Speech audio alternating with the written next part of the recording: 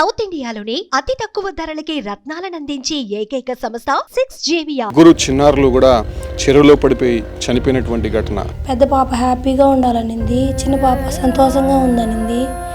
ఇంకొక పాప ముగ్గురు చెప్పారు సార్. చిన్న పాప అయితే జాలీగా ఉందమ్మా, హ్యాపీగా ఉంది అనిందమ్మా. నా బిడ్డ లా అంట నీళ్ళలో ఆడుకునిందమ్మా.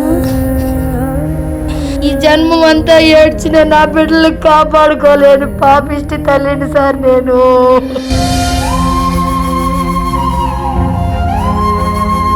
అయిపోయింది, నా లైఫ్ అంతా అయిపోయింది. నన్ను లైఫ్ లాంగ్ బాధ పెట్టేసి వెళ్ళిపోయినారు సార్ నా బెడ్లో.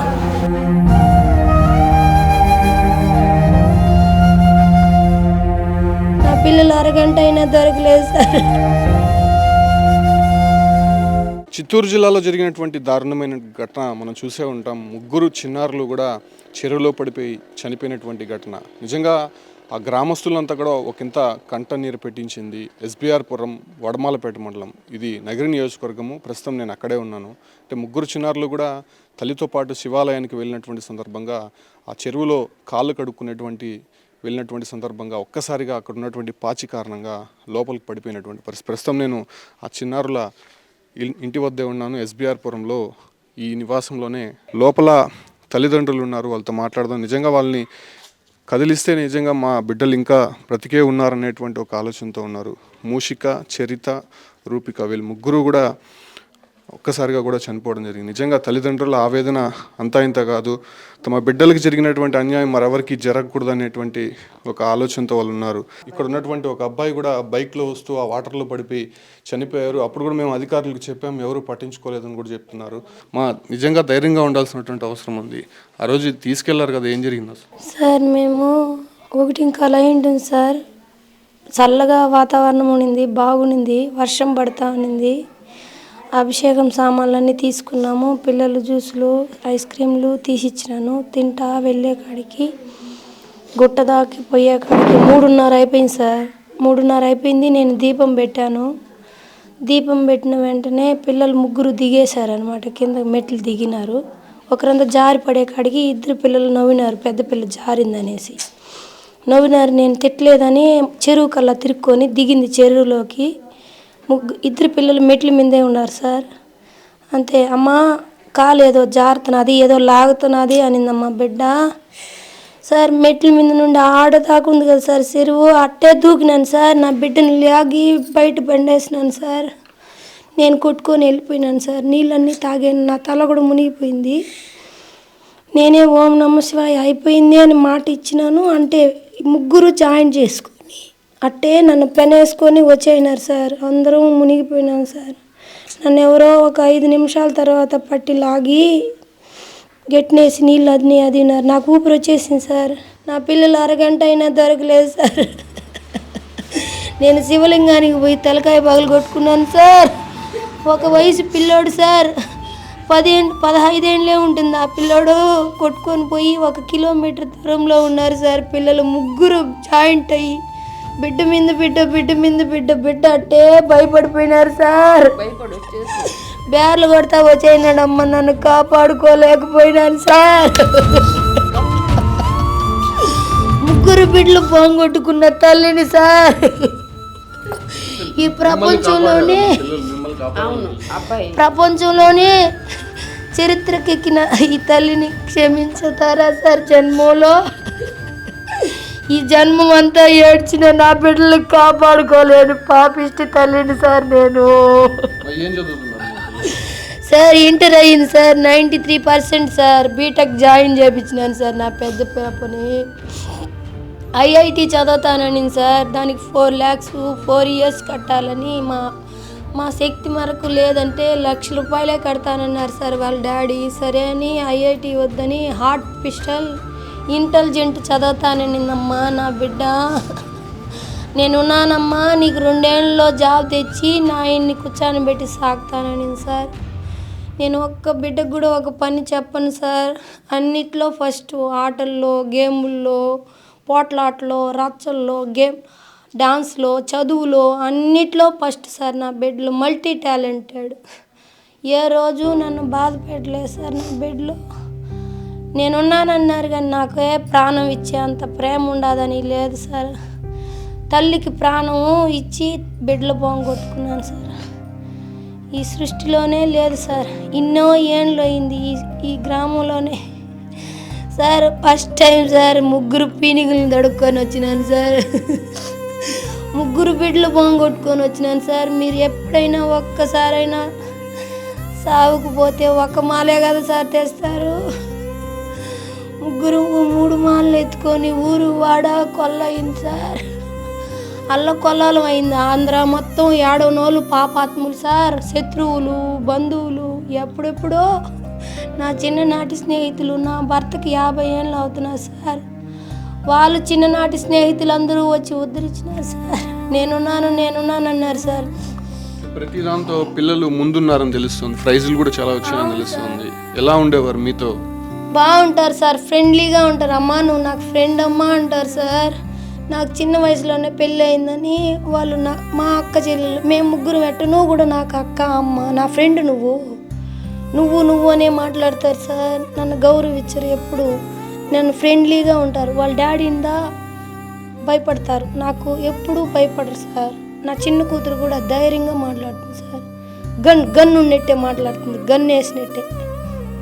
3 పిల్లలు బాగున్నారు సార్. నాతో బాగా షేర్ చేసుకుంటారు, బాగా మాట్లాడతారు, బాగా ఆడుకుంటారు. మేము 3 వర్షంలో బాగా హ్యాపీగా ఆడుకున్నాం సార్. 3 రోజులు వర్షం వస్తే పైకి పోయి హ్యాపీగా అందరూ చూసినారు సార్. ఊర్లో జనం అంతా జలుబు చేస్తుందంటే నా బిడ్డలకి ఏం కాదు నేనున్నానన్నాను సార్. వాళ్ళు వర్షంలో తడవడం అంటే చాలా ఇష్టం, బొందలో మునగడం అంటే చాలా ఇష్టం సార్. వాళ్ళకి నచ్చిందన్నీ చేసి పెట్టినాను సార్.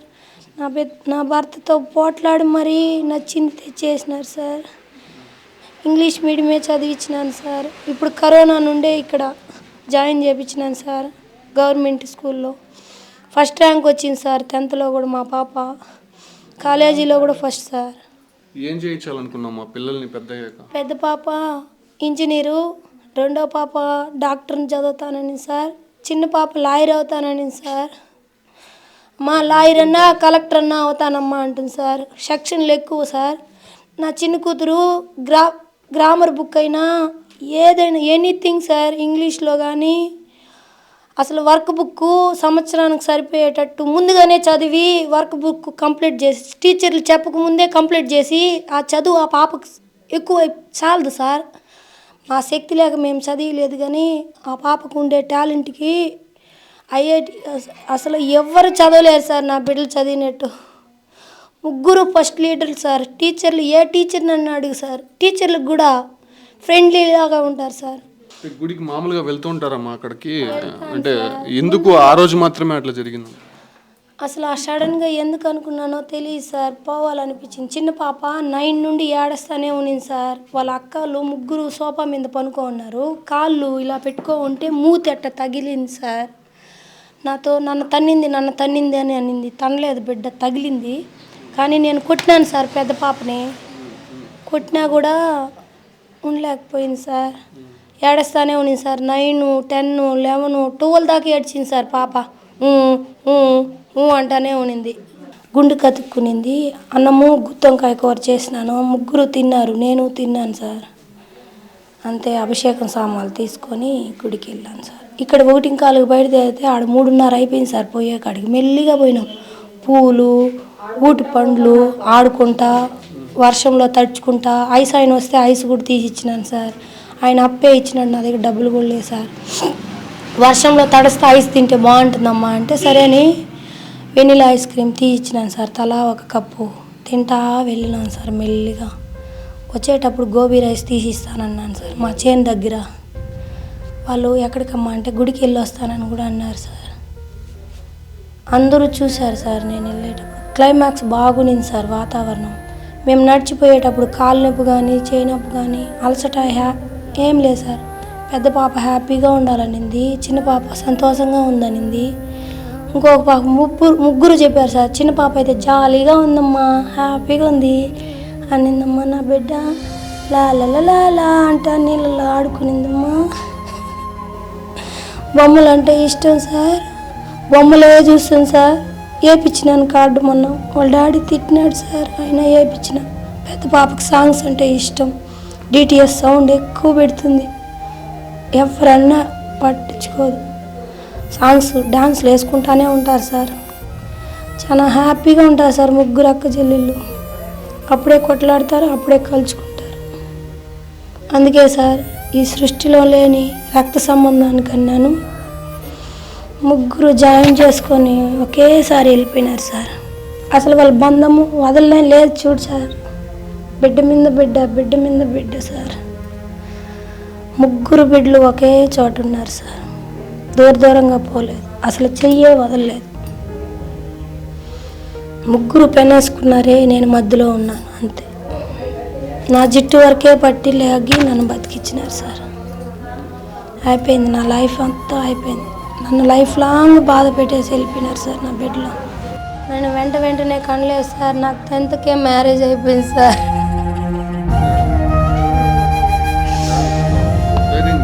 10th మ్యారేజ్ అయిపోయింది సార్. 16 ఏళ్ళకి 17 ఏళ్ళకి బిడ్డను కన్నాను సార్. అది నరకం అనుభరించినాను సార్.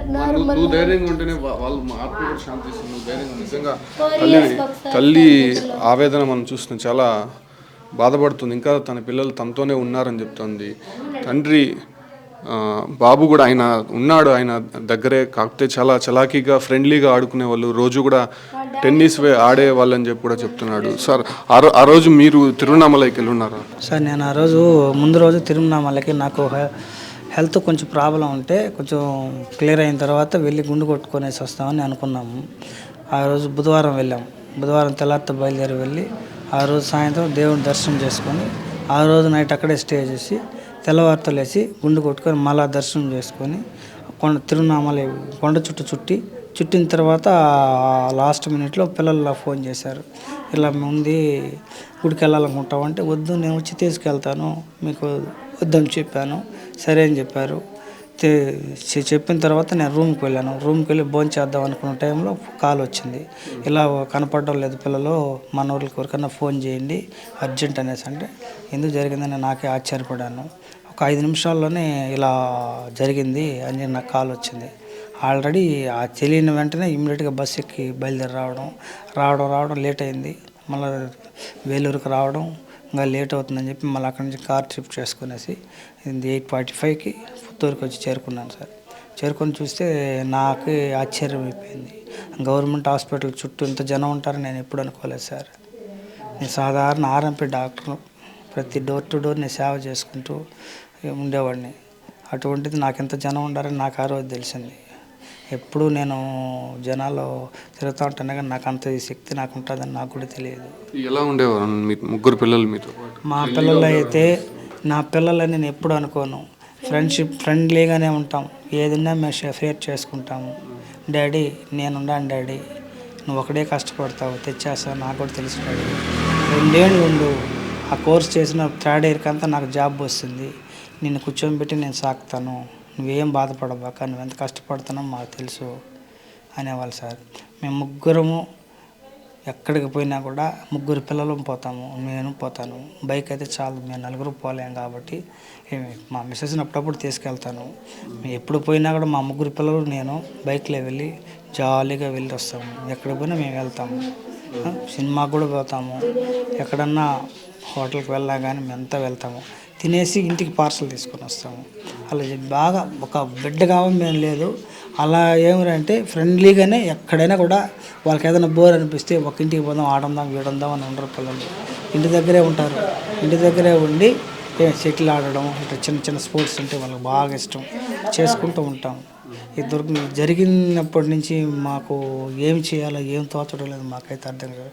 ఆ మెట్లు పెట్టారు చూడండి, ఆ మెట్లకి పైప్ లైన్ మారిగా ఇట్లా మిగతా పిల్లలు కూడా జరగకుండా ఉండాలంటే ఆ మెట్లకి పూర్తిగా కింద వరకు పైప్ లైన్ పట్టుకునేదానికి సపోర్ట్నెస్, ఇలా ఎవరికైనా జరిగితే జరగకుండా ఉండడం కోసం పట్టుకోవడానికి సపోర్ట్కి అయితే బాగుంటుంది. ఆ ఒక హెల్ప్ అయితే చేయించండి సార్. ఇంకొకటి కూడా ఏమిటంటే, నేను వైఎస్ఆర్సీపీ లీడర్ ఇక్కడ గత 10 సంవత్సరాలుగా ఉన్నాను. నేను ఎన్నో కార్యక్రమాలు కూడా నా సొంతంగా కూడా నేను చేస్తున్నాను. కానీ నా శక్తికి నేను మించి చేయలేను. ప్రభుత్వం ద్వారా కూడా కొన్ని చేయించాను, ఇంకా కూడా జరగాల. ఇంకేం జరగాలంటే, మా ఊరికి బస్సు రోడ్డు ఇట్లా ఉంది. ఇది ఇంత ముందుగా కూడా ఒక 1 ఇయర్కి ముందుగా కూడా ఒక పిల్లాడు వస్తూ ఉండి చెరులో పడి చనిపోయాడు. అట్లా కాకుండా రోడ్డుకి ఇరువైపులా పైప్ లైన్ అన్నా కానీ ఒక 3 అడుగులు చుట్టూ గోడ కట్టడం కానీ ఇది ఏదైనా చేస్తే ఇటువంటి ప్రమాదాలు జరగకుండా చేయొచ్చని నాకు ఒక ఇది సార్. మీకు జరిగినటువంటి అన్యాయం మరెవరికి జరగకూడదని సుమన్ టీవీ కూడా కోరుకుంటారు. నిజంగా చూస్తానుగా తల్లిదండ్రుల ఆవేదన, ఇంకా తమ పిల్లలు తమతోనే ఉన్నారని చెప్పి కూడా వాళ్ళు భావిస్తున్నారు. కానీ వాళ్ళు ఇప్పటికీ కూడా ఆ షాక్ నుంచి బయటికి రానటువంటి పరిస్థితి ఎస్బీఆర్ పురంలో కనిపిస్తుంది. సుమన్ టీవీలో మీ పర్సనల్ అండ్ బిజినెస్ ప్రమోషన్స్ కోసం కింది నెంబర్కి కాంటాక్ట్ చేయండి.